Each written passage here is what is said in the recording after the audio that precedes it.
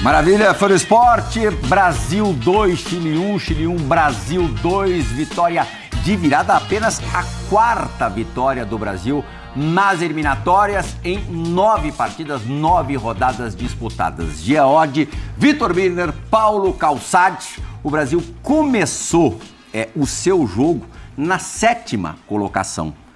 Seria repescagem.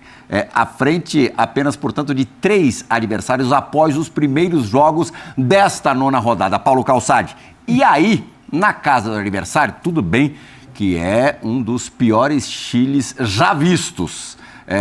Sofre um gol com 1 minuto. Um gol de pelo menos 3 falhas individuais. E o baque apareceu. Foi claro. Os primeiros 25 minutos foram terríveis. Pensar minutos terríveis nessa fase recente da seleção brasileira não é difícil. Não. Mas essa primeira metade de primeiro tempo contra o Chile está entre os piores.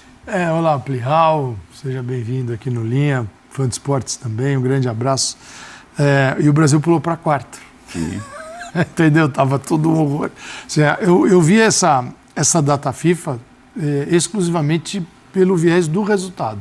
O Brasil precisava e precisa ainda de 6 pontos. Porque é o seguinte, se você for mirar no jogo da seleção, com 1-0, 1-1 ou 2-1 de virada, assim, não tem muitas... Não foi assim uma mudança da água para o vinho. Não foi um time horroroso para um time espetacular. Foi um time que jogou contra um adversário que conseguiu ser e era pior do que ele. É o momento ruim da seleção brasileira, que pegou um adversário que perdeu, não ganhou nenhum jogo fora, tem 4 derrotas, marcou um gol fora de casa e tomou 10. Quer dizer, o Chile não existe. Em casa. E em casa também tem uma vitória. Tinha 5 pontos e permanece com 5 pontos. Então, deixar qualquer ponto em Santiago hoje seria um horror. Então, o Brasil conseguiu a missão. E por que eu estou focado só no resultado? Porque o resultado pode, talvez, criar um clima diferente para a retomada de um jogo consistente. Esse jogo não existe.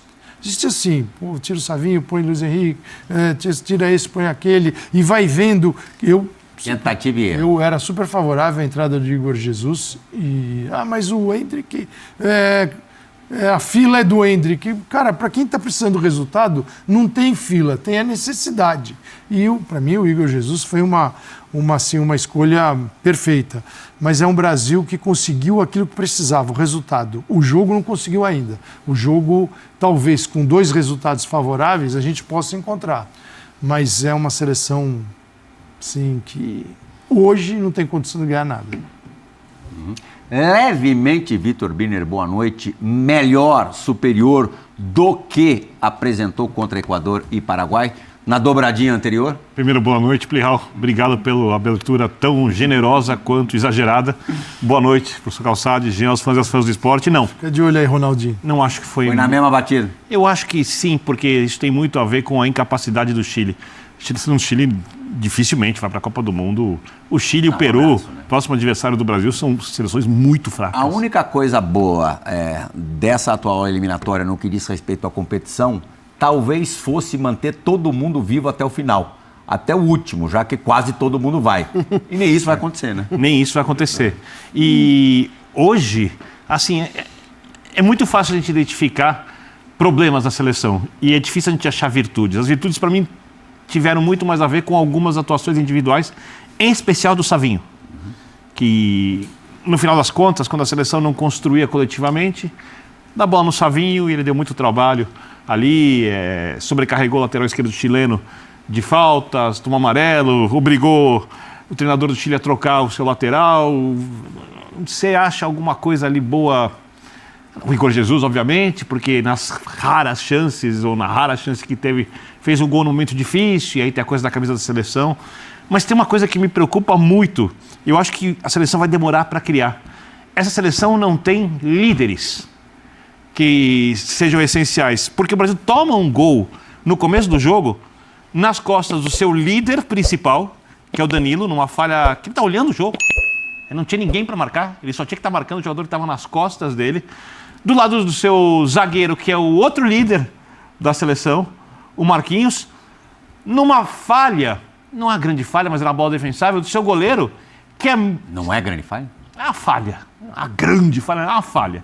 Se fosse o Alisson, ele estava roubando. Que é outro jogador experiente. Então, a gente vê que os atletas que deveriam ser referências para a seleção ter um comportamento mais consistente, para que as individualidades pudessem render, para que os jogadores conseguissem raciocinar, os mais jovens. Porque a gente via a seleção, inclusive o Savinho, muito nervosa no início do jogo, erra um drible, dá um soco no chão, coisas que no dia a dia do clube não acontecem. Esses caras não conseguem liderar a seleção.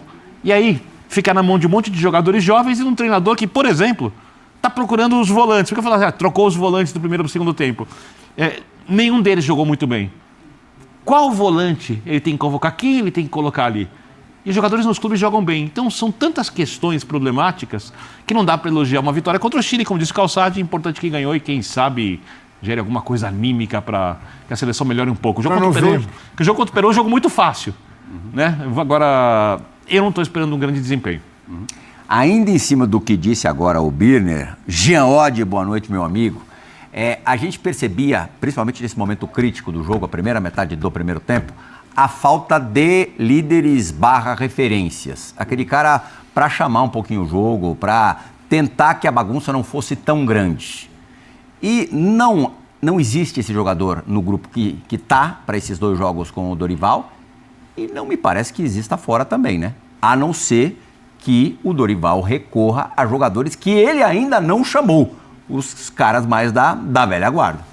Tudo bem, Plihal? Boa noite. Bem-vindo ao Linha, né? É surpreendente que você, um baluarte da ESPN, esteja pela primeira vez. Era o que faltava, sabia? Imagino. O único que eu não havia apresentado aí. Eu imagino. Então, enfim, bem-vindo. Fiquei até surpreso com o fato de ser a sua primeira vez apresentando o Linha e talvez seja o que de mais relevante temos na noite. Que isso.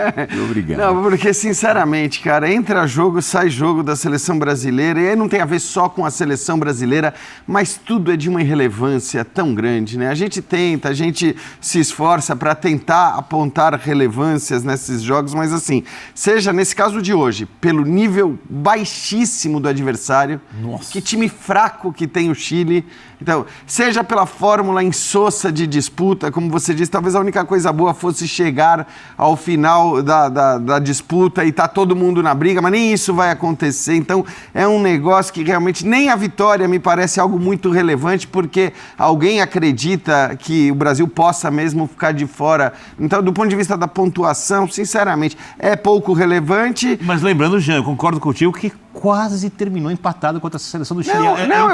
Eu sei, mas mesmo que terminasse empatado, o Brasil não vai ficar fora da Copa do Mundo. Então é isso que eu estou dizendo. Será que a chave não pode estar aí? Tudo instintivamente os caras não se estimulam o suficiente para jogarem melhor? Então, pode ser que seja tudo isso. Eu acho que pode ser que seja tudo isso.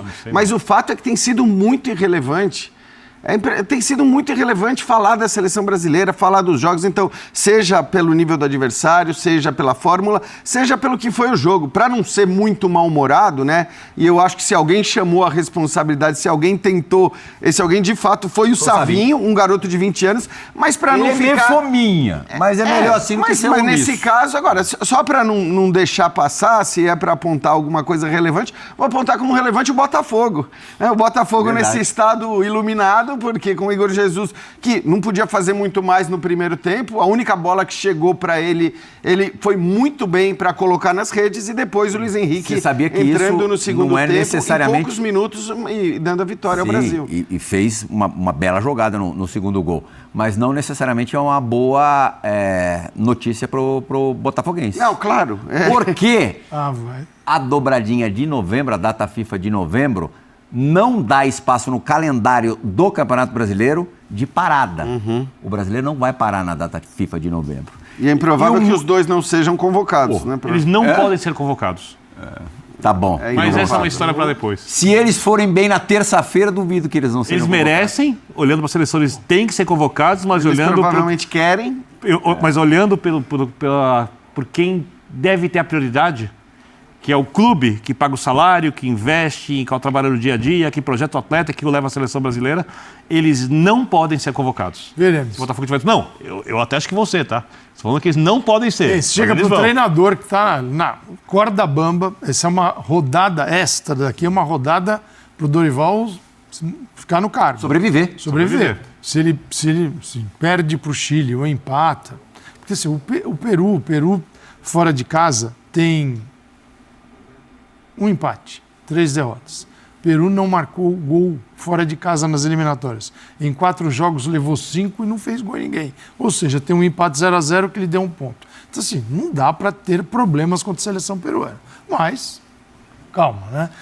Então assim, se o Dorival sai com 6 pontos desta data FIFA, ele vai sobreviver à próxima. Ele vai ser o treinador na próxima data FIFA. Há uma esperança do time com resultados melhorar o nível do seu jogo. Porque o nível do jogo é ruim, o resultado era mais importante. Claro que jogando bem o resultado está mais próximo. Mas o Brasil, perto desse Chile, o Chile esticou tanto.